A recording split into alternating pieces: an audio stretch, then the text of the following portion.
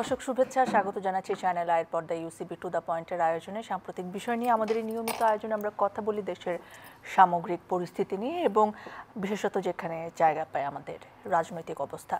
রাজনীতির সঙ্গে আসলে দেশের নেতা, জনগণ এবং সামগ্রিক নানা পরিস্থিতির এমন যোগসূত্র তৈরি হয়েছে যে দেশ কেমন আছে সেটা জানতে হলে আমাদেরকে রাজনৈতিক যে পরিস্থিতি এবং অবস্থা সেটি সম্পর্কে জানতেই হবে।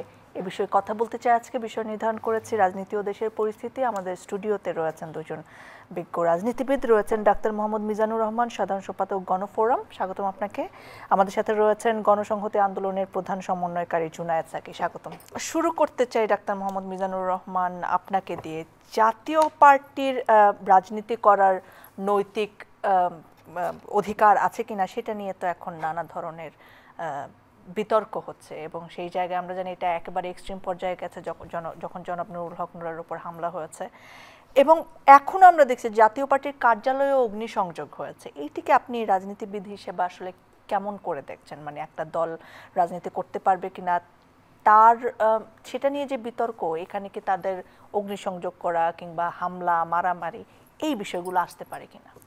ধন্যবাদ আপনাকে এবং আমার খুবই শ্রদ্ধাভাজন জনাব জুনায়েদ সাকি এবং দর্শক শ্রোতা সকলকে। আসলে আপনি জানেন যে গত 15 বছর ধরে বাংলাদেশে একটি ফ্যাসিস্ট সরকার একদলীয়ভাবে নির্বাচন করে যেভাবে গুম, খুন, অত্যাচার নানাভাবে রাষ্ট্রযন্ত্রকে ব্যবহার করে ক্ষমতায় টিকে ছিল এবং তার সহযোগী হিসাবে 14 দল এবং জাতীয় পার্টি যে ভূমিকা রেখেছিল এগুলো নিয়ে প্রশ্ন রয়ে গেছে।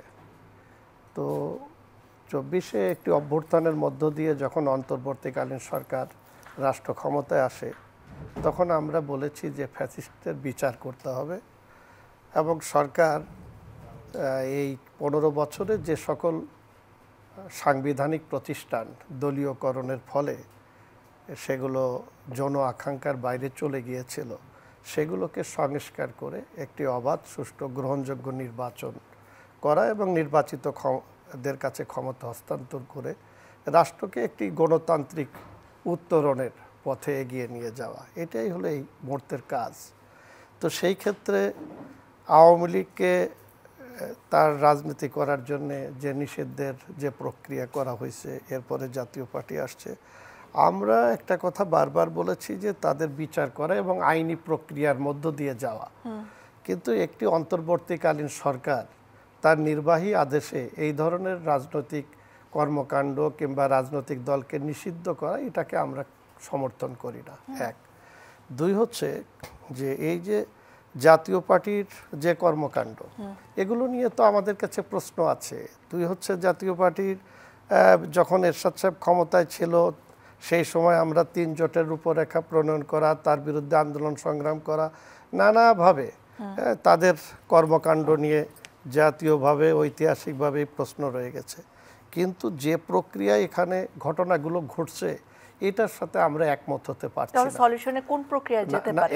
এখন যেমন ধরেন আমি যদি বলি যে সেদিন জাতীয় পার্টি নিষিদ্ধের জন্য গণ অধিকার পরিষদ যে মিছিল মিটিং করেছে এটা রাজনৈতিক কর্মকাণ্ড করতে পারে, কিন্তু নুরুল হক নূর যখন প্রেস কনফারেন্স করছে তার দলীয় অফিসের সামনে, সেই সময় জাতীয় পার্টির নেতাকর্মীরা কিন্তু গণ অধিকার পরিষদের নেতাকর্মীদের উপর বা তাদের অফিসে কিন্তু হামলা করে নাই। হামলা করেছে প্রশাসন, যারা আইন শৃঙ্খলা রক্ষা করার জন্য দায়িত্বে ছিল তারা কিন্তু সেখানে অ্যাকশানে গিয়েছে এবং নুরুল হক নূরের উপরে যে অমানবিক নির্যাতন করা হয়েছে এটাকে আমরা তীব্র নিন্দা জানিয়েছি। সরকারও নিন্দা জানিয়েছে, দায়টা আসলে নিবে কে?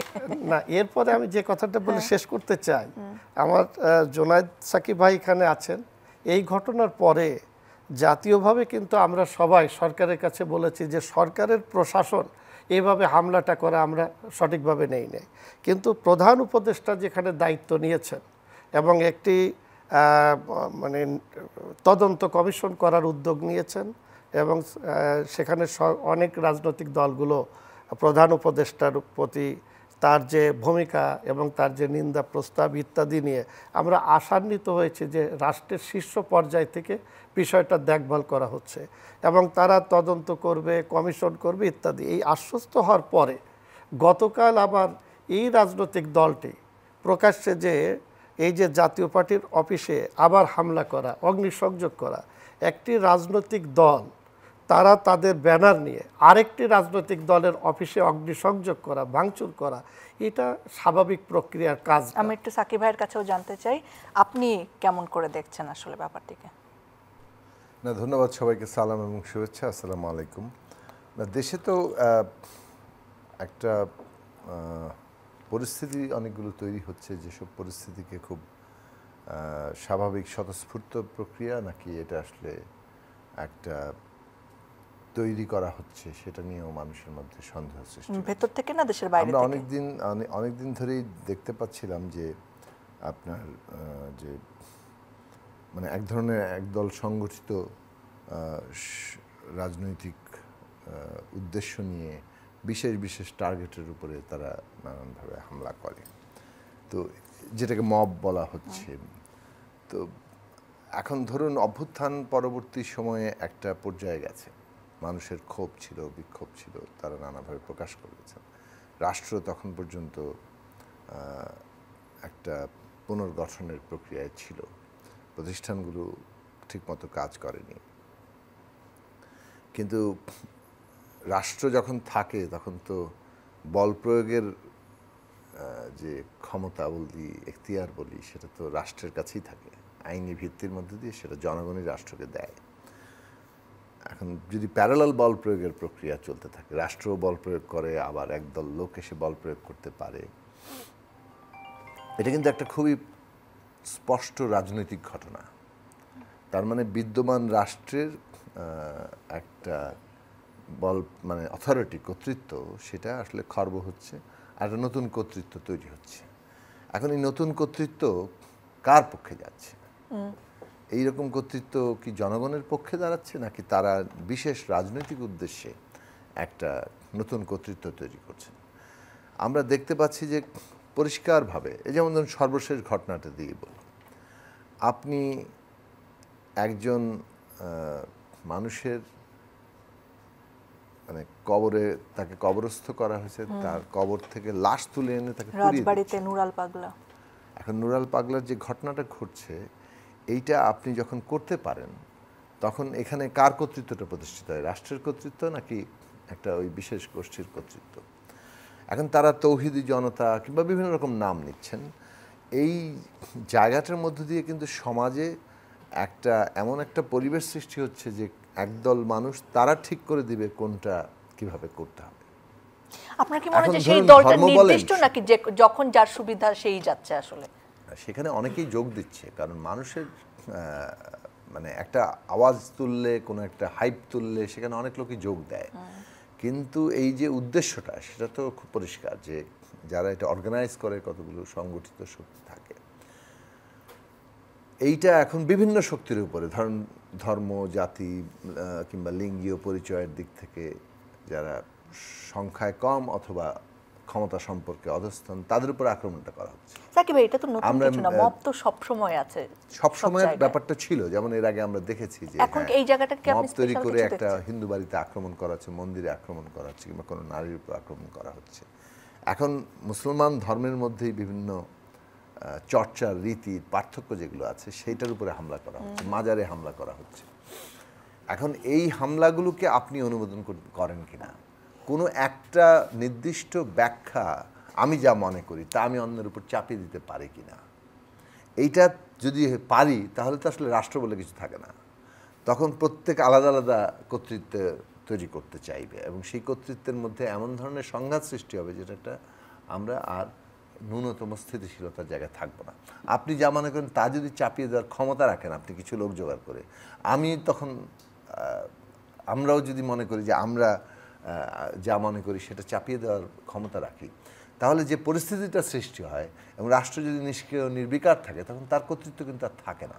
ফলে আমাদের এখানে সিদ্ধান্ত গ্রহণ করতে হবে যে রাষ্ট্র গঠন আমরা করেছি, তার মধ্যে যত সমস্যাই থাকুক তাকে গণতান্ত্রিক করা, জবাবদিহিপূর্ণ করা, জনগণের কর্তৃত্বে নিয়ে আসা, সেইটা আমরা চেষ্টা করব। কিন্তু এই রকম মব গঠন করে যখন রাষ্ট্রের কর্তৃত্বের প্যারালাল কর্তৃত্ব আপনি তৈরি করবেন, তখন সেটা এই রকম বিপজ্জনক জায়গা সৃষ্টি করবে এবং একটা নির্দিষ্ট রাজনৈতিক লক্ষ্যে দিকে ক্রমাগত ধাবিত হবে এবং যেটা চরম উগ্র দক্ষিণপন্থী, যেটা নিজস্ব মানে অর্থাৎ তার অপছন্দের জায়গাগুলোকে সে আক্রমণ করবে। ফলে মানুষের নিরাপত্তা এবং যে বৈচিত্র্য মানুষের মধ্যে, সেটা ধর্মচর্চার দিক থেকে হোক, সেটা বিভিন্ন পরিচয়ের দিক থেকে হোক, এই সমস্ত বৈচিত্র্য খুবই মানে ভালনারেবল, নাজুক হয়ে পড়ে। সাকিব ভাই, এখন মানে রাষ্ট্রের যে কর্তৃত্ব, এখন এইটা রাজনীতিতেও প্রতিফলিত হয়েছে। আপনি যদি আসেন যে জাতীয়, এখন ধরুন প্রথম দিকে ফ্যাসিস্ট সরকার, তাদের সহযোগী ইত্যাদি একটা মানে জায়গা হয়েছে, কিন্তু আমরা পলিটিক্যালি একটা জায়গা খুব ডিমার্কেট করা দরকার যে ফ্যাসিস্টরা বিরুদ্ধে আমরা লড়াই করেছি, আমরা তো ফ্যাসিস্ট না, নাকি আমরা মানে ওর পাল্টা একটা ফ্যাসিবাদ কায়েম করতে চাই। আমরা ফ্যাসিস্টদের বিরুদ্ধে লড়াই করেছি দেশে স্পষ্টতই একটা গণতান্ত্রিক ব্যবস্থা কায়েম করার জন্য। দুইটা পরিষ্কার চরিত্রগতভাবে পার্থক্য আছে। তাহলে আমরা যখন গণতান্ত্রিক ব্যবস্থা কায়েম করতে চাই, আমাদের এখানে ন্যায় বিচার প্রতিষ্ঠা করতে হবে। প্রথম দিকে যা ঘটেছে, আবারও বলছি যে একটা পর্যায়ে তখন রাষ্ট্র প্রায় ভেঙে পড়ার উপক্রম হয়েছে, তার বিভিন্ন প্রতিষ্ঠান ভেঙে পড়ার উপক্রম হয়েছে, কাজেই সেটা পুনর্গঠনের পর্যায়ে ছিল। এখন একটা সরকার গঠিত হয়েছে, 13 মাস পার হয়ে গেছে। আপনি এই সময়ে এসে আপনি দাবি তুলবেন, আপনার কথা বলবেন, কিন্তু আপনি যদি এটা বল প্রয়োগে কায়েম করতে যান, তাহলে এখানে ন্যায় বিচারের বড় সংকট সৃষ্টি হবে। কারণ রাষ্ট্র যদি একটা গ্রুপকে বল প্রয়োগ করার সুযোগ দেয়, তখন সে আর রাষ্ট্র থাকতে পারে না। আমি ছোট্ট করে প্রশ্নটা জিজ্ঞেস করি, আপনি ছোট্ট করে যদি উত্তর দেন। আপনার কি মনে হয় যে জাতীয় পার্টির রাজনীতি করার অধিকার আছে এবং সেটা জোর করে থামিয়ে দেওয়ার অধিকার কারণেই? আমরা দুটো জিনিস বলেছি। একটা হচ্ছে যে মানে যে গণহত্যা হয়েছে, মানে ফ্যাসিস্ট আওয়ামী লীগ সরকারের নেতৃত্বে যে গণহত্যা হয়েছে জুলাই আগস্টে, কিংবা তার 15 বছর ধরে যে গুম, খুন, দুর্নীতি, লুটপাট, এই যে পুরো একটা অত্যাচারের রাজত্ব, এইটার দায় তো যারা সরাসরি ব্যক্তি হিসেবে যারা নেতৃত্বে ছিল তাদের তো দায় আছে, তাদের বিচার হবে। দল হিসেবে আওয়ামী লীগ এবং তার সহযোগীদের দায় আছে কিনা, সেটাও বিচারিক প্রক্রিয়া যাওয়া দরকার। এইটা রাজনীতি একটা ঠিক করলেন আপনি। আমার মনে হলো যে ওরা ওদের সবচেয়ে বড় সহযোগী, ওরাও বাদ। এভাবে তো হতে পারে না। এই জায়গাটা কোনো ন্যায় বিচারের জায়গায় দাঁড়ানো দরকার। আমরা এই কারণেই দাবি করেছি যে আওয়ামী লীগের দায় কিংবা তার সহযোগীদের দায় এটা বিচারিক প্রক্রিয়ার মধ্যে যেতে হবে। এখন আমাদের মূল যে ইস্যুটা ছিল, দেখুন বাংলাদেশের রাজনীতিতে ওই পুরনো বন্দোবস্তই চলে, কিন্তু এগুলোই প্রধান ইস্যু হয়ে যায়। আপনি আমি প্রতিদিনই আলোচনা করছি এইসব প্রশ্ন নিয়ে, কিন্তু দেশের সবচেয়ে গুরুত্বপূর্ণ প্রসঙ্গ ছিল যেগুলো, সেগুলো নিয়ে আমরা একেবারে আলোচনা করি নাই তা নয়। আমরা শেষ পর্যন্ত আনতে পেরেছিলাম, যেমন আমরা ঐকমত্য কমিশন 23 দিন ধরে আলোচনা করেছে, টেলিভাইজড হয়েছে। সেটা শেষ, রাষ্ট্রের ওইটাই কিন্তু গুরুত্বপূর্ণ সবচেয়ে জায়গা, আমরা কিভাবে এটা বাস্তবায়ন করব। আপনি ওখানে অংশ নিয়েছেন, আমি এটা জানতে চাইবো। আমি ডাক্তার মোহাম্মদ মিজানুর রহমান আপনার কাছে একটুখানি এখন যেতে চাইছি। নুরাল পাগলার লাশ তুলে আবার পুড়িয়ে দেওয়া, এটা তো কোনো মানে বিচ্ছিন্ন ঘটনা ভাবলে আসলে হবে না। এখানে আমাদের বুঝতে হবে যে মানে রাষ্ট্রের কর্তৃত্বটা কতটা দুর্বল এবং মানে নির্দিষ্ট গোষ্ঠীরা কিভাবে তাদের মতামতকে অন্যের উপর চাপিয়ে দিতে চায়।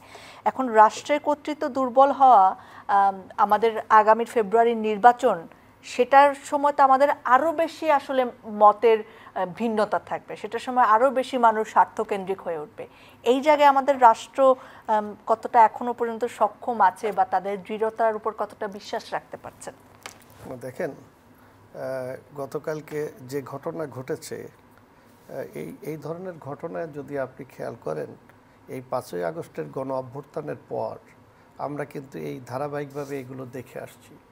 এই সরকার দায়িত্ব নেওয়ার পরে যেটা আমাদের সাকিব ভাই যথার্থ বলেছেন যে রাষ্ট্রের কাজটা কি, এই ধরনের যে মব তৈরি করা কিংবা বিশৃঙ্খলা করা বা ঐক্যবদ্ধ হয়ে কোথাও এই ধরনের বিশৃঙ্খলা তৈরি করা, তার বিরুদ্ধে রাষ্ট্রকে বা সরকারকে দায়িত্ব নিতে হবে, কঠোর হতে হবে। এবং আমরা এই অভ্যুত্থানের পরে যে ক্রিয়াশীল রাজনৈতিক দলগুলো ছিলাম, আমরা কিন্তু একসঙ্গে দীর্ঘদিন ধরে বসছি এবং এই রাষ্ট্রটাকে কীভাবে গণতান্ত্রিক প্রক্রিয়ায় উত্তরণ করা যায় সেই নিয়ে কিন্তু আমরা সবাই মিলে কাজ করছি। কিন্তু এখানে একটা সুবিধাভোগী গোষ্ঠী, তারা দেখবেন যে এই ধর্মের নামে প্রথম থেকে বিভিন্ন মাজারে হামলা করা, তারপরে ধর্মগতভাবে, গোষ্ঠীগতভাবে, ব্যক্তিগতভাবে যার সাথে যার আক্রোশ রয়েছে, আমরা কিন্তু এই মব সৃষ্টি করে সেখানে এই ধরনের ধ্বংসাত্মক কাজগুলোর মধ্যে আগাগোড়ায় লেগে আছি। আমরা সরকারকে প্রথম থেকে এ ব্যাপারে কঠোর হওয়ার জন্য বলেছি, কিন্তু সরকার কঠোর হচ্ছে কখন? যখন একটা ঘটনা ঘটে যাচ্ছে সেখানে যাচ্ছে, এ সম্প্রতিকালে কিছু কিছু জায়গায় অ্যাকশান নিচ্ছে, এর আগে কিন্তু এই অ্যাকশানগুলো নেয়নি। তো তারই ধারাবাহিকতায় আপনি গতকালকে যদি দেখেন যে রাজশাহীতেও একটা মাজার এরকম ভাঙচুর করা হয়েছে। ঠিক অনুরূপভাবে এই যে গোয়ালন্দে যেটা ঘটেছে, এটা বাংলাদেশে এই ধরনের ঘটনা আমরা ইতিপূর্বে কোনোদিনও জানি না, যে একজন ব্যক্তি মারা গেছেন, তাকে কবর থেকে হাজার হাজার মানুষ ঘোষণা দিয়ে এবং দুপুর থেকে সেখানে তারা মিটিং করছে। তো ওখানকার প্রশাসন কি টের পায়নি কিছু? তারা আগের থেকেই জানে যে এটা কিন্তু ডিসি বলছে যে এই দুই পক্ষকে নিয়ে এর একাধিকবার তারা বৈঠকও করেছে, তারা নিষ্পত্তি করার চেষ্টা করছে, কিন্তু তারা পারে নাই। এরপরে তারা পূর্ব পরিকল্পিতভাবে ঘোষণা দিয়ে গতকাল তারা দুপুরে নামাজের পরে এক জায়গা হয়েছে এবং সেখান থেকে এই ধরনের ঘটনা ঘটাচ্ছে, যেখানে একটা মৃত ব্যক্তির লাশ তুলে নেওয়া হচ্ছে এবং প্রকাশ্যে আগুন দিয়ে পোড়ানো হচ্ছে। আপনি যদি ইসলামের কথা চিন্তা করেন, ইসলাম এটা কখনোই সমর্থন করে না, ইভেন কোনো ধর্মই সমর্থন করে না। কিন্তু এই ধরনের ঘটনা প্রকাশ্যে কেন ঘটছে? ঘটছে এই কারণে যে তারা মনে করছে যে এই 5ই আগস্টের পরে যে কোনো ধরনের ভাঙচুর, হামলা, এই ধরনের মব সৃষ্টি করে আমরা যাই করে যাচ্ছি সেটা পার পেয়ে যাচ্ছে। প্রথম কিছুটা নাড়াচাড়া দেয়, এরপরে কিন্তু সেখানেই থেকে যায়। এই সমস্ত কারণেই কিন্তু একটার পর একটা ঘটনা ঘটছে।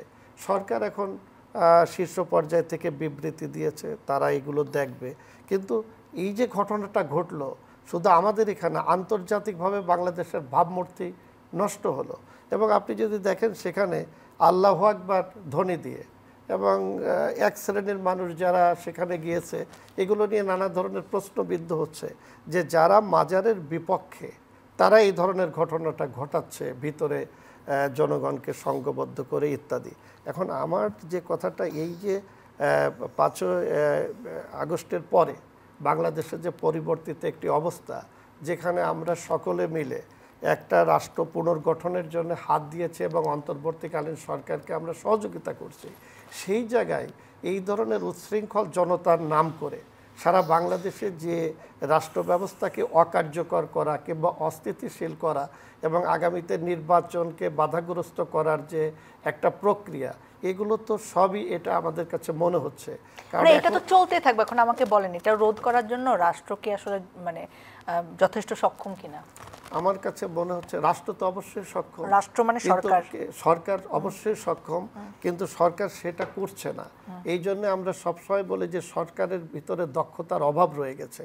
কারণ আপনি যদি খেয়াল করে দেখেন যে আমরা ক্রিয়াশীল সকল রাজনৈতিক দল আমরা প্রথম থেকে এই সরকারকে সমর্থন করছি এবং বাংলাদেশের ইতিহাসে এত জনসমর্থিত সরকার আর হয় নাই। আপনি খেয়াল করলে আপনি যদি খেয়াল করে দেখেন 90-এর যে গণ অভ্যুত্থান হয়েছিল, সেখানে 3 মাসের মধ্যে সমস্ত প্রশাসন যন্ত্রকে ঠিক করে রাষ্ট্রকে পুনর্গঠন সেখানে কিন্তু বিচারপতি শাহাবুদ্দিন সাহেব করেছিলেন। এবারও যে গণ অভ্যুত্থান হয়েছে, হওয়ার পরে আমরা এইবার সকল রাজনৈতিক দল যেভাবে ছিলাম, 90-এ কিন্তু সেভাবে ছিল না। 90-এ কিন্তু সেই পতিত স্বৈরাচার এরশাদ তার দল সকলেই কিন্তু দৃশ্যমান ছিল। আর এইবার গণ অভ্যুত্থানের পরে আপনি যদি খেয়াল করেন, শেখ হাসিনা সহ তার বিশাল মন্ত্রী পরিষদ, তার 350 এমপি, তার যে লাখ লাখ নেতাকর্মী, সবাই কিন্তু 1 ঘন্টার মধ্যে গা ঢাকা দিল, হারিয়ে গেল। এরপরে আমরা সকল রাজনৈতিক দল ঐক্যবদ্ধ এবং এই সরকারকে পুলিশ প্রশাসন থেকে শুরু করে সকল আর্মি সকলকেই সহযোগিতা করেছে। এখানে একটা জিনিস যেটা হয়েছে, সরকারকে আমরা বারবার বলেছিলাম, সেটা আইন শৃঙ্খলা রক্ষা করার দায়িত্ব হলো পুলিশের।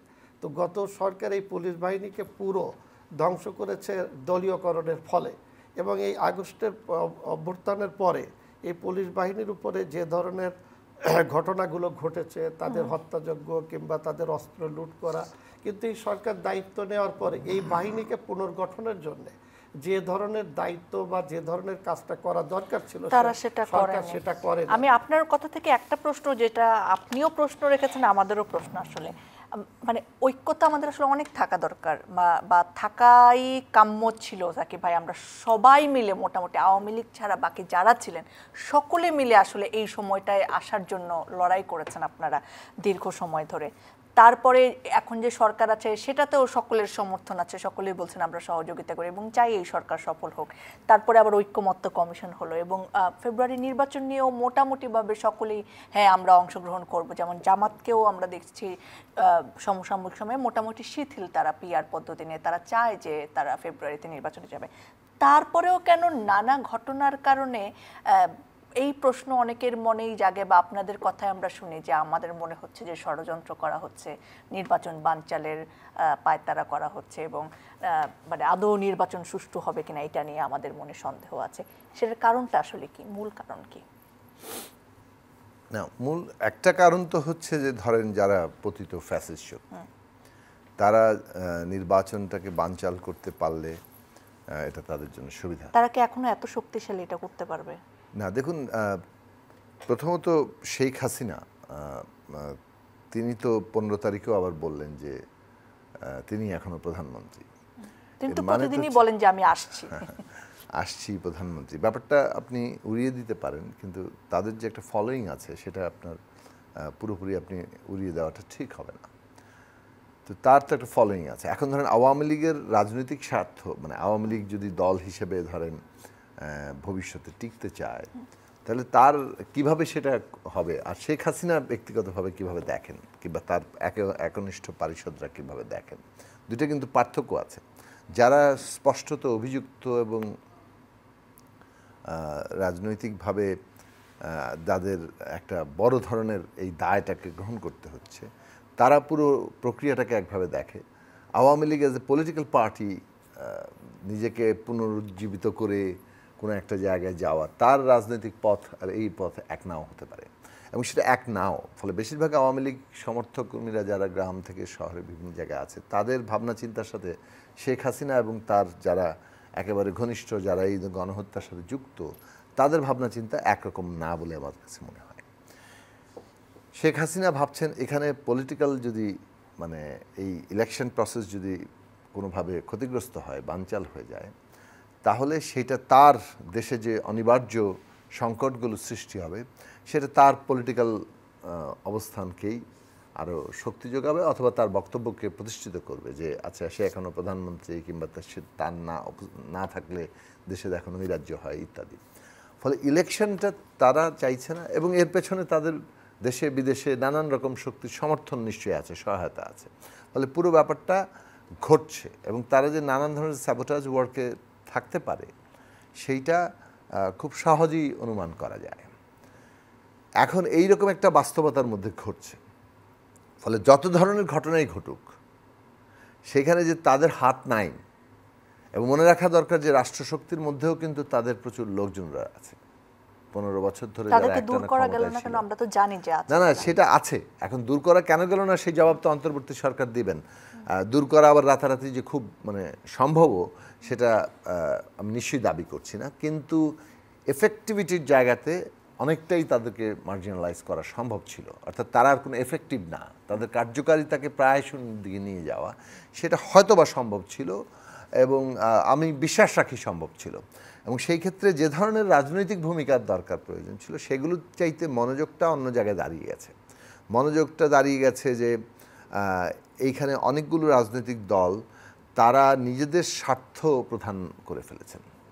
অর্থাৎ গণতান্ত্রিক ব্যবস্থায় প্রতিদ্বন্দ্বিতা থাকবে, প্রত্যেক দলই ক্ষমতায় যেতে চায়, সেইটা গুরুত্বপূর্ণ। কিন্তু আমরা এমন একটা মানে ঐতিহাসিক পর্বে আছি, একটা রাষ্ট্র পুনর্গঠনের পর্ব, যে পর্বে একটা যারা আন্দোলনকারী শক্তি ছিল তাদের ন্যূনতম জাতীয় ঐকমত্য, তাদের একটা ঐকমত্যের জায়গা খুব জরুরি।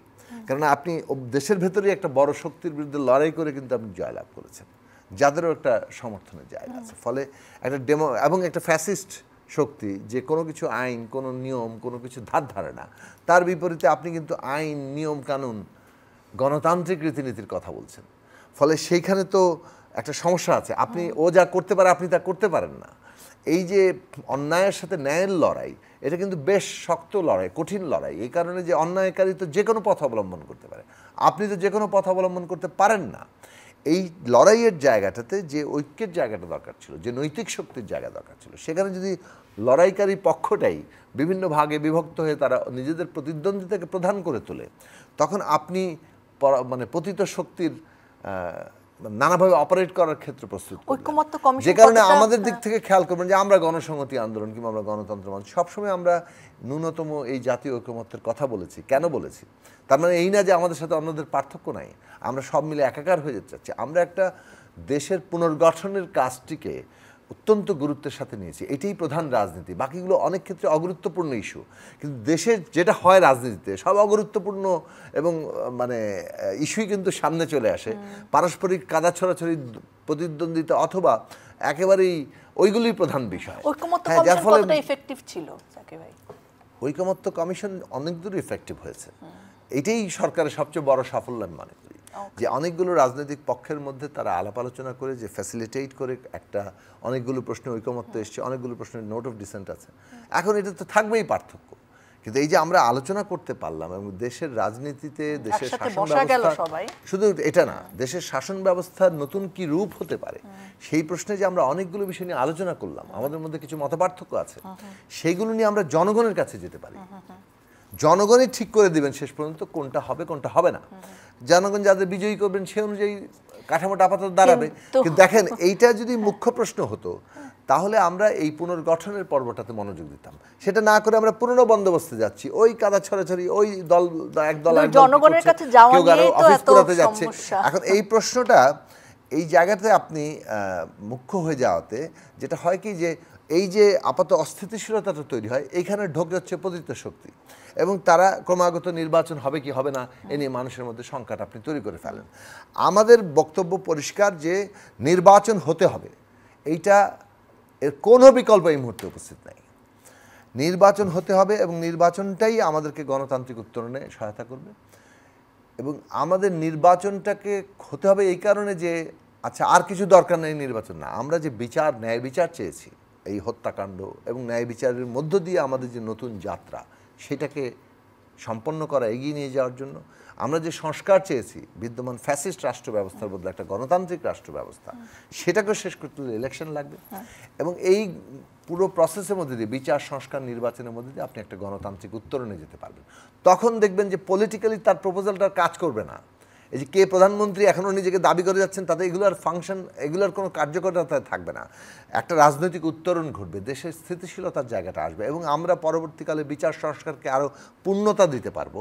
এবং তখন যেটা ঘটবে যে এই যে মানে নন ইস্যু কিংবা যেগুলো মানে যেগুলো এক ধরনের গণতন্ত্রের সাথে যায় না, হ্যাঁ, দলবাজি টাইপের ইস্যু, এগুলো অনেক প্রান্তিক যেতে থাকবে, মানুষের সামনে আসবে, মানুষের অনেক ধন্যবাদ সাকিব ভাই, অনেক সুন্দর করে আপনি মোটামুটি মানে সমাধান কিভাবে সম্ভব ওইটুক পর্যন্ত গিয়েছেন। তবে সেই ফেব্রুয়ারি পর্যন্ত যাওয়ার পথে আমাদের কি কি বাধা আসবে বা কি কি সমস্যা হতে পারে, এটা তো আমাদের আসলে ভয় জাগায়, এখনো ভয় জাগায় আমাদের।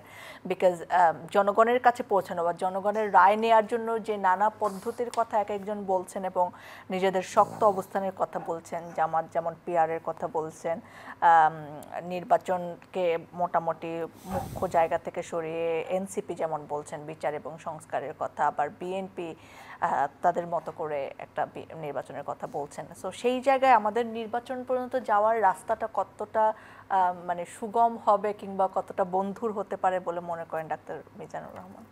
ধন্যবাদ। দেখেন, এই যে জুলাই অভ্যুত্থানের মধ্য দিয়ে বা গত 15 বছর ধরে আন্দোলন সংগ্রামে আওয়ামী লীগ বা 14 দলের বাইরে আমাদের মধ্যে কিন্তু একটি জাতীয় ঐক্য প্রতিষ্ঠিত হয়েছিল খুব সুদৃঢ়ভাবে, এবং এই অভ্যুত্থানের পরে এই ঐক্যটা আরও কঠিন হয়। আমরা একসাথে বসা, এবং আপনি যদি দেখেন বিভিন্ন মতের আদর্শের এই রাজনৈতিক দলগুলো একসাথে আমরা সৌহার্দ্যপূর্ণ পরিবেশে বসেছি, এবং বলা চলে যে এই সরকারের যে জাতীয় ঐক্যমত্য কমিশন, সেখানে যে সকল প্রস্তাবগুলো এসেছিল, এ কথাও আপনি জানেন যে জাতীয়ভাবে একটা জন আকাঙ্ক্ষাও তৈরি হয়েছিল সংস্কারের। আর সংস্কার ছাড়া রাষ্ট্র পুনর্গঠন বা গণতান্ত্রিক প্রক্রিয়ায় ফিরে আসা এটা খুবই অসম্ভব ছিল। সেই জায়গায় এই যে একটা বিরাট ঐক্য, সেই ঐক্যটা যদি আমরা ধরে রাখতে না পারি, তাহলে যেটা সাকিব ভাই বলেছেন একথা সত্য, যে ফ্যাসিস্ট ফিরে আসা কিংবা তার যারা এ দেশীয় দোসর আছে কিংবা সব যে হারিয়ে গেছে তা না। সরকারের মধ্যে, সরকারের বাইরে, সরকারের মধ্যে বলতে রাষ্ট্রের বিভিন্ন প্রতিষ্ঠানে তারা যেভাবে আছে তারা তো ষড়যন্ত্র করতেই পারে। এতে করে আমরা মনে করছি যে আমাদের এই ঐক্যটা যদি বিনষ্ট হয় কিংবা পারস্পরিক দ্বন্দ্ব এমন পর্যায়ে চলে যায় যে একটা নির্বাচনকে ক্ষতিগ্রস্ত করে কিংবা রাষ্ট্র পুনর্গঠনে বাধাগ্রস্ত করে, তাহলে আমরা এই যে জুলাই অভ্যুত্থানের যে আকাঙ্ক্ষা সেটাই আমরা সকলেই ক্ষতিগ্রস্ত হব। এই জায়গায় আপনি যদি খেয়াল করে দেখেন যে আমরা যখন জাতীয় ঐক্যমত্য কমিশনে বসছি, সেখানে কিন্তু আমরা পারস্পরিক অনেকগুলো বিষয়ে ঐক্যমত্য পোষণ করেছি এবং সেই জায়গায় আজকে ওখান থেকে বেরিয়ে হয়ে আমরা বলছি এইটা হলে আমরা নির্বাচন করব, এইটা হলে না করব না, এবং নতুন নতুন অনেক শর্ত জুড়ে দেওয়া হচ্ছে। তো এইটা আমাদের কাছে কাম্য না। তবে আমার কাছে যেটা মনে হয়, সেটা সাকিব ভাই একমত পোষণ করবেন কিনা জানি না, এটা প্রত্যেকটা রাজনৈতিক দলের একটা কৌশল থাকে এবং তার রাজনৈতিক কর্মসূচি থাকে, কিন্তু দিন শেষে আমাদের এই 15 বছরের যে অভিজ্ঞতা এবং এই 54 বছরে বাংলাদেশে গণতান্ত্রিক রাজনীতির যে অভিযাত্রা, সেই সমস্ত অভিজ্ঞতায় আমার কাছে মনে হয় যে দিন শেষে আমরা সকলেই একটা অংশগ্রহণমূলক নির্বাচনে আমরা যাব এবং এই নির্বাচনের মধ্য দিয়ে রাষ্ট্র পুনর্গঠন করা এবং গণতন্ত্র প্রতিষ্ঠার যে সুযোগ জুলাই গণ অভ্যুত্থানে তৈরি হয়েছে, এটা আমরা কেউ হাতছাড়া হতে দেব না। এই জায়গায় আমরা মনে করি এখন সবাই এখন পর্যন্ত এক আছি। আর আরেকটা বিষয় সেটা যে আমাদের মধ্যে এই রাজনৈতিক কৌশল কিংবা নির্বাচন নিয়ে পক্ষে বিপক্ষে যতই অমিল থাকুক না কেন, কিন্তু এই সরকারের কাছে আমাদের যে প্রত্যাশা যে আপনি একটি অবাধ, সুষ্ঠু, গ্রহণযোগ্য নির্বাচন যদি করেন, তাহলে এই নির্বাচন করার জন্যে আপনার যে নির্বাচনের সাথে যে প্রতিষ্ঠানগুলো সম্পর্কিত কিংবা যুক্ত আছে তাদেরকে পুনর্গঠনের কাজটা কিন্তু এই সরকার হাত দিচ্ছে না। যেমন এখন পর্যন্ত আপনি যদি খেয়াল করে দেখেন যে পুলিশ বাহিনী, যেটা সবচেয়ে বড় ভূমিকা রাখবে তাদের পুনর্গঠন কিংবা তাদেরকে যেভাবে মানে ঠিক করা দরকার, এটা কিন্তু এই সরকার এখন সেটা তো 8ই আগস্টের পর দিন থেকেই বলা শুরু হয়েছে। এটা আমরা বারবার বলছি, কারণ এই নির্বাচনে তারা শুধু সেনাবাহিনীর উপরে নির্ভর করে ইলেকশন করে দিবেন, কিন্তু তা না। আজকে আপনি দেখেন যে এই সরকার, আমরা যেমন ধরেন পুলিশ বাহিনীর ভূমিকা নিয়ে প্রশ্ন তুলেছি, রাজনৈতিক দলগুলো এটা তুলতেই পারি, 15 বছর ধরে তাদের কাছ থেকে আমরা নানাভাবে নিগৃহীত হয়েছি, কিন্তু সরকারের উচ্চ পর্যায়ের নির্দেশনা মেনেই কিন্তু পুলিশ এগুলো করেছে। কিন্তু এই সরকার দায়িত্বে আসার পরে পুলিশ বাহিনীকে যেভাবে পুনর্গঠন করা দরকার ছিল, তাদের মানসিক শক্তি ফিরিয়ে দেওয়ার জন্য যা যা করার দরকার ছিল সেদিক করে নাই, বরং সরকারের উচ্চ পর্যায় থেকে তাদেরকে নিয়ে নানাভাবে দোষারোপ করা হয়েছে। আমরা যেটা বারবার বলি যে যারা অপকর্মে জড়িত ছিল, প্রকাশ্যে গুণ খুনের সাথে যুক্ত ছিল, অতি উৎসাহিত হয়ে যারা এগুলো করেছে, এবং দ্বিতীয়ত এই পুলিশ বাহিনীর মধ্যে উচ্চ পর্যায়ে থেকে যারা দুর্নীতি করেছে, অবৈধ সম্পদের মালিক হয়েছে, তাদের তালিকা প্রণয়ন করে তাদের বিরুদ্ধে ব্যবস্থা নেন। কিন্তু পুরো বাহিনীকে মানে আপনি যদি দোষারোপ করেন, এখানে কি ভালো মানে এই পুলিশ বাহিনীর মধ্যে অনেক পুরনো চাওয়া, অনেক পুরনো কথা, এগুলো হচ্ছে বেসিক কাজ। এখন সরকার যদি এই কাজগুলোর মধ্যে হাত না দিয়ে, যদি উপরে যেমন ধরেন, আমি 1 মিনিটে যদি বলি, আপনি যদি দেখেন যে এই সরকারের সময়ে যে আন্দোলনগুলো হচ্ছে, সেই আন্দোলনগুলো সরকার কেন, এটা আমি দমন শব্দটা বলবো না, কেন সে এই আন্দোলনগুলোকে সাথে মানে সরকারের উচ্চ পর্যায় থেকে বসে এটা সমাধান করা যেত। যদি আপনি দেখেন যে যমুনার সামনে গেলেই দাবি মেনে নিচ্ছে, আবার আরেক পক্ষ যেটা সরকার তাদের প্রতি বিরাগভাজন হচ্ছে, তাদেরকে সেখান থেকে মেরে তাদেরকে নানাভাবে মানে করা হচ্ছে। তো তার মানে সরকারের উচ্চ পর্যায়ে যেই ধরনের পদক্ষেপ গ্রহণ করা দরকার সেটা আমরা দেখছি না। এখানে একটা প্রশ্ন করে আমি শেষ করতে জুনায়েদ সাকিব ভাই, বলা হয় সরকারের ভিতরে অনেক সরকার আছে, এই সরকারে ওই যে যাদেরকে পছন্দ বলছিলেন মিজান ভাই, যে কাউকে পছন্দ মেনে নিচ্ছেন, আবার কাউকে পছন্দ না পিটিয়ে বিদায় করে দিচ্ছেন, আপনার কি মনে হয় এই সরকারের ভিতরে অনেক সরকার আছে? না, সেটা তো মানে এই সরকার তো আসলে কোনো, যেহেতু অনেক ব্যক্তির সমষ্টি বিভিন্ন স্ট্রিম থেকে এসছেন, তাদের মধ্যে একটা যে গভর্নমেন্টের একটা নিরপেক্ষ লাইন নিয়ে যেভাবে কাজ করা দরকার ছিল, সবার প্রতি একটা যথাসম্ভব ইকুইটি প্রতিষ্ঠা করে, ন্যায্যতাটা প্রতিষ্ঠা করে। এখানে বড় দল আছে, ছোট দল আছে, ট্রিটমেন্ট সব একেবারে সমান তাহলে হবে তা তো না, কিছুটা ন্যায্যতার জায়গাটা থাকাটাই ভালো। ইকুইটি আর ইকুয়ালিটি সবসময় এক না আর কি।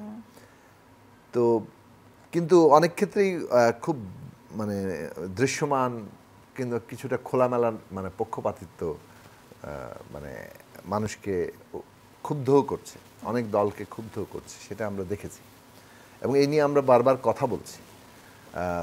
মুশকিলটা হচ্ছে ভদ্র ভাষায় বললে অনেক সময় কাজ হয় না আর কি। তো ভদ্র ভাষায় বললে মনে হয় যে আচ্ছা এরকম কুসুম কুসুম সমালোচনা দিয়ে কী হবে, একেবারে বোমবাস্টিং ভাষায় বলতে হয়, গালাগালি করতে হয়। তো রাজনীতিতে গালাগালি কতটা পরিহার করা যায়, রাজনীতি যে আসলে গালাগালি না, বরং একটা এই যে আপনি সমালোচনারও একটা ভাষা তৈরি করা যে রাজনীতির কাজ, সেই জায়গাটা আমাদের দেশে এখন খুব বেশি না। আমাদের অ্যাপ্রিসিয়েশনটাও ভিন্ন জিনিস, আমাদের জনগণেরও একটা অংশ বিশেষত সোশ্যাল মিডিয়ার কল্যাণে গালাগালি রাজনীতির প্রধান ভাষা হয়ে যাচ্ছে। তো যাই হোক, সরকারের দিক থেকে সরকারকে আমরা এটা বলছি এবং এইটা খুব গুরুত্বের সাথে তারা এখনো নিয়েছেন এটা মনে হয় না, কেননা পক্ষপাত যে বড় সংকট সৃষ্টি করছে এবং দূরত্ব তৈরি করছে সেইটা সরকারের বিবেচনায় রাখা দরকার। এখন সরকারের কাজ এই নয় যে কোন দল কোন পক্ষ সামনে আসবে তার জন্য এমন একটা পদক্ষেপগুলোকে সহায়তা করা প্রকাশ্যে অথবা গোপনে, যেটার ফলে আসলে রাজনৈতিক পক্ষগুলোর মধ্যে অবিশ্বাস সৃষ্টি হবে। সরকারের কাজ হচ্ছে এই প্রসেসটা খুবই ফ্যাসিলিটেট করার কাজ। এখন আমরা যদি কনসেনসাসের ভিত্তিতে এগোতে না পারি তাহলে জবরদস্তি মানে শক্তি প্রয়োগের জায়গাতে যাবে। কার শক্তি কিভাবে হবে পরীক্ষা, সেটা ময়দানে হবে নাকি ইলেকশনের মধ্যে হবে, জনগণ কোনটাকে আমরা চাই না রক্ত ঝরুক। হ্যাঁ, ফলে ময়দান যদি নির্বাচনের প্রক্রিয়ার মধ্যে দিয়ে যায় তাহলে সেখানে কনসেনসাসের বেসিসে আমাদের যেতে হবে। আমরা অনেক কিছুই দাবি করছি যেগুলো আসলে অনেক গৃহীত হচ্ছে না, বড় দল সেগুলো গ্রহণ করছে না, বড় দলগুলোর সাথে আমাদের পার্থক্যের জায়গা আছে, কিন্তু আমরা শেষ পর্যন্ত কনসেনসাসের জায়গাতে দাঁড়াতে হচ্ছে, কারণ এই মুহূর্তে এটা চাপিয়ে দেওয়ার কোনো বাস্তবতাটা আসলে নেই। নির্বাচনের মধ্য দিয়ে জনগণের কাছে আমরা চাইব। একটা রাষ্ট্র তো জনগণই গঠন করে, মানে রাষ্ট্র হচ্ছে জনগণের দ্বারা রাজনৈতিকভাবে সংগঠিত একটা প্রতিষ্ঠান, এবং রাজনৈতিকভাবে একটা জনগোষ্ঠী যখন সংগঠিত হয় তখন সে তার জন্য একটা রাষ্ট্র পত্তন করে।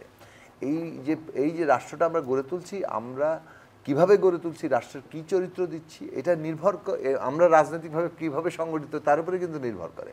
আমরা রাজনৈতিকভাবে গণতান্ত্রিক জায়গায় দাঁড়াচ্ছি কিনা সেটার উপরে আমাদের রাষ্ট্রের চরিত্র দাঁড়া হবে। এখন ওই রাজনৈতিক সংগঠিত হওয়াটা আমাদের খুব গুরুত্বপূর্ণ। সেখানে যদি আমরা কিভাবে সংকট সমাধান করতে হয়, কিভাবে কনফ্লিক্ট রেজলিউশন করতে হয়, সেটার জায়গায় যদি আমরা পদ্ধতিগত জায়গায় কতগুলো বিষয়ে নর্ম সেট না করি তাহলে কিন্তু আমরা মারামারি কাটাকাটির মধ্যে ঢুকবো। তো সেই জায়গা থেকে আমরা বারবার বলছি যে এই যে রাজনৈতিকভাবে সংগঠিত আমরা একটা জনগোষ্ঠী, আমরা একটা রাষ্ট্র পত্তন করতে যাচ্ছি, আমাদের মধ্যকার বিরোধ এবং সংকট রিজলভ কিভাবে হবে সেটা কিন্তু রাষ্ট্র, রাষ্ট্রের কাজই হচ্ছে বিরোধ রিজলভ করার পদ্ধতি তৈরি করা। সেটার জন্যই সংবিধান, সেটার জন্য আইন, সেটার জন্য নানা প্রাতিষ্ঠানিক আয়োজন।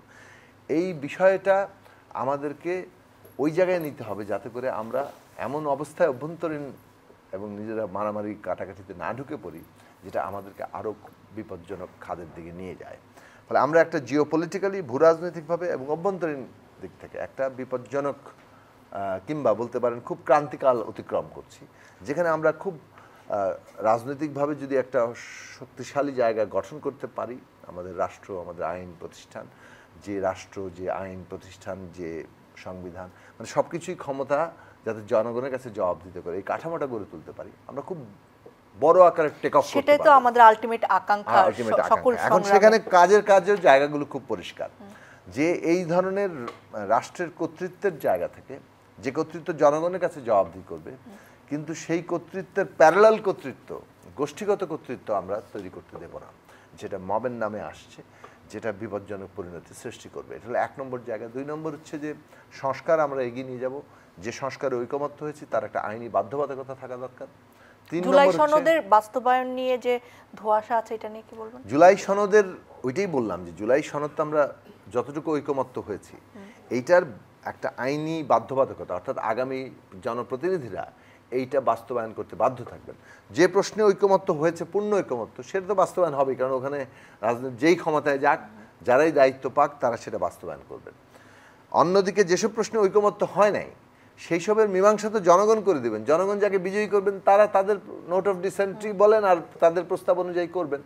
এখন কথা হচ্ছে যে আমরা বিজয় লাভ করলে আমরা সাংবিধানিক প্রতিষ্ঠানগুলো সবগুলো সাংবিধানিক কমিশনের মাধ্যমে নিয়োগ করব। কিন্তু ধরেন বিএনপি যদি জয়লাভ করে তাহলে শুধু নির্বাচন কমিশনটিকেই সাংবিধানিক প্রতিষ্ঠানের মাধ্যমে নিয়োগ দিবে। বাকি প্রতিষ্ঠানগুলো তারা বলছে যে এটা সংবিধানে থাকবে না, এটা আইন করে তারা নিয়োগ দিবে।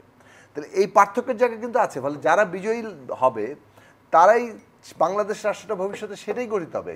কিন্তু যদি নির্বাচনে জনগণ মানে যারা ম্যানিফেস্টোতে বলছেন যে বাংলাদেশে নির্বাচন পদ্ধতি হওয়া দরকার পিয়ারের মাধ্যমে, জনগণ যদি তাদেরকে বিজয়ী করে বাংলাদেশের ভবিষ্যতে নির্বাচন পিয়ারের মাধ্যমে হবে।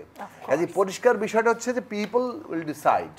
এই যে জনগণের ক্ষমতা সেটাকে দিতে হবে এবং সেটা ইলেকশনের মাধ্যমেই যাচ্ছে। ফলে এই প্রক্রিয়া যাতে কোনোভাবে বাধাগ্রস্ত না হয়, আমাদের এখানে রাষ্ট্রের মানে কর্তৃত্ব বলেন, রাষ্ট্রের জবাবদিহি বলেন, এইটা প্রতিষ্ঠা করা, জুলাই সনদের আইনি বাধ্যবাধকতা তৈরি করা এবং একটা ইলেকশন তৈরি করা, এবং যেই নির্বাচনের মধ্যে দিয়ে জনপ্রতিনিধিরা জুলাই সনদ বাস্তবায়ন করবে, আমাদের সংবিধান তৈরি হবে। এইটা হচ্ছে বাংলাদেশে এই মুহূর্তে গণতান্ত্রিক উত্তরণের প্রক্রিয়া।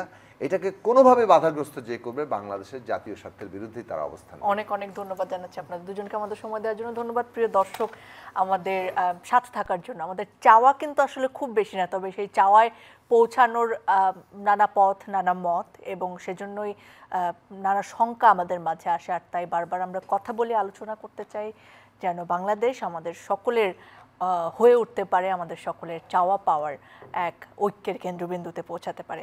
দর্শক আজকের মতো বিদায় নিচ্ছে, আবার দেখা হবে, আবার কথা হবে।